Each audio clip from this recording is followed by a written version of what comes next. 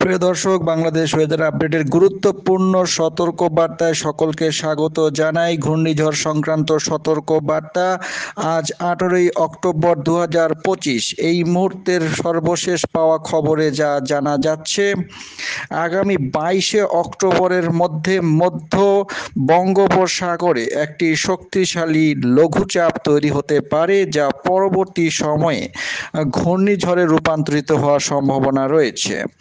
এই লঘুচাপটির পরবর্তী সময়ে আরও একটি লঘুচাপ আগামী 27 এবং 28 অক্টোবর তৈরি হওয়ার সম্ভাবনা রয়েছে।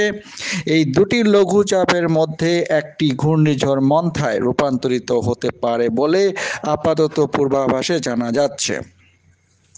এছাড়াও আগামী 24 ঘন্টায় অর্থাৎ আজ 18 অক্টোবর সারাদিন এবং আগামী কয়েকদিন সারা দেশ জুড়ে আবহাওয়া কীরকম থাকবে, বৃষ্টিপাত কোন কোন জায়গায় অল্প স্বল্প হওয়ার সম্ভাবনা রয়েছে, তা বিস্তারিত এই ভিডিওটির মাধ্যমে জানানো হবে। তাই শেষ পর্যন্ত দেখতে থাকুন এবং ভালো লাগলে যদি আপনি নতুন হন, চ্যানেলটিকে সাবস্ক্রাইব করে রেখে দিন প্রতিদিন নিয়মিত এরকম খবর পাওয়ার জন্য। এবং আপনি কোথা থেকে দেখছেন তা অবশ্যই আমাদের কমেন্টের মাধ্যমে জানান। এবং গুরুত্বপূর্ণ খবর প্রিয় দর্শক অবশ্যই সকলকে শেয়ার করে জানিয়ে দিন। তো এই মুহূর্তে যা জানা যাচ্ছে, আগামী 22 অক্টোবর মধ্য বঙ্গোপসাগরে প্রথম একটি লঘুচাপ তৈরি হতে পারে। এই লঘুচাপটি আন্দামান নিকোবর দ্বীপপুঞ্জের কাছাকাছি 22 অক্টোবর মধ্যরাতের মধ্যে তৈরি হবে এবং এই লঘুচাপটি যা শক্তি দেখা যাচ্ছে, এটি 23 অক্টোবরের মধ্যে গভীর নিম্নচাপে রূপান্তরিত হয়ে দক্ষিণ ভারতের উপকূলবর্তী অন্ধ্র এবং তামিলনাড়ু উপকূলে আঘাত করতে পারে। এর কিছুটা প্রভাব উত্তর বঙ্গোপসাগরে পড়বে বলে জানা যাচ্ছে এবং উত্তর বঙ্গোপসাগরে কিছুটা ঝোড়ো হাওয়া বয়ে যেতে পারে। তাই আগামী কয়েকদিন উত্তর বঙ্গোপসাগর সামান্য উত্তাল হওয়ার সম্ভাবনা রয়েছে। তবে তার পরবর্তী সময়ে 26 তারিখের পরে আরও একটি শক্তিশালী লঘুচাপ আন্দামান নিকোবর দ্বীপপুঞ্জের কাছাকাছি তৈরি হতে পারে আগামী 26 অক্টোবরের মধ্যে। এবং এই লঘুচাপটি কিন্তু প্রিয় দর্শক মারাত্মকভাবে শক্তিশালী হবে বলে মনে করা হচ্ছে এবং 27 অক্টোবরের মধ্যে এটি ঘূর্ণিঝড়ে রূপান্তরিত হয়ে যেতে পারে। 27 অক্টোবরের মধ্যে এটি ঘূর্ণিঝড়ে প্রাথমিক পর্যায়ের ঘূর্ণিঝড়ে রূপান্তরিত হয়ে মারাত্মক শক্তিশালী হতে পারে এবং ঘূর্ণিঝড় মন্থায় রূপান্তরিত হয়ে যেতে পারে আগামী 28 অক্টোবরের মধ্যে।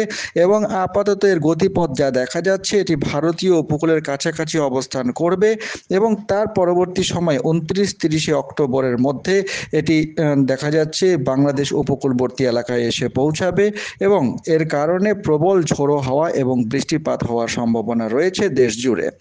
তো মোটামুটি এই চলতি অক্টোবর মাসের শেষ দিনগুলি অর্থাৎ 28 তারিখের পর থেকে সাগর কিন্তু উত্তাল হবে এবং এর প্রভাবে মারাত্মক ঝোড়ো হাওয়া এবং বৃষ্টিপাত হওয়ার সম্ভাবনা রয়েছে দেশ জুড়ে।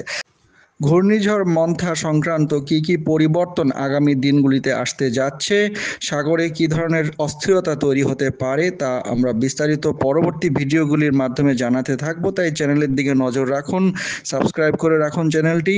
এবং এখন আমরা দেখে নেব আগামী 24 ঘন্টা অর্থাৎ আজ 18 অক্টোবর থেকে শুরু করে আগামী কয়েকদিন কীরকম বৃষ্টিপাত বা কীরকম আবহাওয়া থাকতে পারে। প্রিয় দর্শক, মূলত আবহাওয়া শুষ্কই থাকবে সারা দেশ জুড়ে। তাপমাত্রা কিছুটা নামার সম্ভাবনা রয়েছে, গড়ে প্রায় 1 ডিগ্রি সেলসিয়াস তাপমাত্রা সারা দেশ জুড়ে কমতে পারে, বিশেষ করে উত্তরাঞ্চলের বিভাগগুলিতে।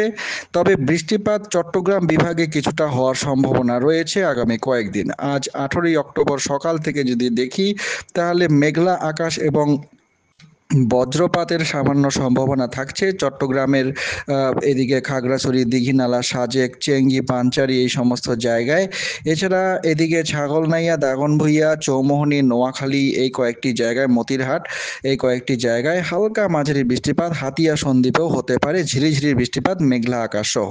পরবর্তী সময়ে সকালের দিকে সকাল 8টা-9টার মধ্যে চট্টগ্রাম ফটিকছড়ি উপজেলায়, খাগড়াছড়ি এদিকে সেনবাগ, মতিরহাটে মেঘলা আকাশ এবং ঝিরিঝিরি মাঝারি বৃষ্টির সম্ভাবনা থাকছে।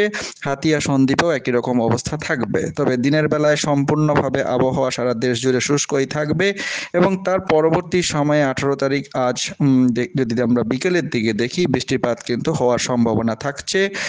চট্টগ্রাম বিভাগে মূলত বৃষ্টিপাত হবে। চট্টগ্রাম বিভাগে হালকা মাঝারি বৃষ্টিপাত হতে পারে যেসব জায়গায় বজ্রপাত সহ, তার মধ্যে এদিকে চেঙ্গি, পাঞ্চারি, সাজেক, দীঘিনালা, খাগড়াছড়ি, মোহালছড়ি, লাংডু, ভাসান্না আদম, আইবাছড়া, জুরাইছড়ি, রাঙামাটি, মানিকছড়ি, ফটিকছড়ি উপজেলা, হাটহাজারী, বালুছড়া, চট্টগ্রাম, পাটিয়া এদিকে রাজস্থলী, বিলাইছড়ি, আলিকিয়ং, বান্দারবান, পাইন্ডু, এদিকে মুনলাই এবং থানচি, তিন্ডু, আলিকাদম, এই সমস্ত জায়গায় রেমার্কি, এই সমস্ত জায়গায় হালকা মাঝারি বৃষ্টিপাতের একটা সম্ভাবনা থাকছে।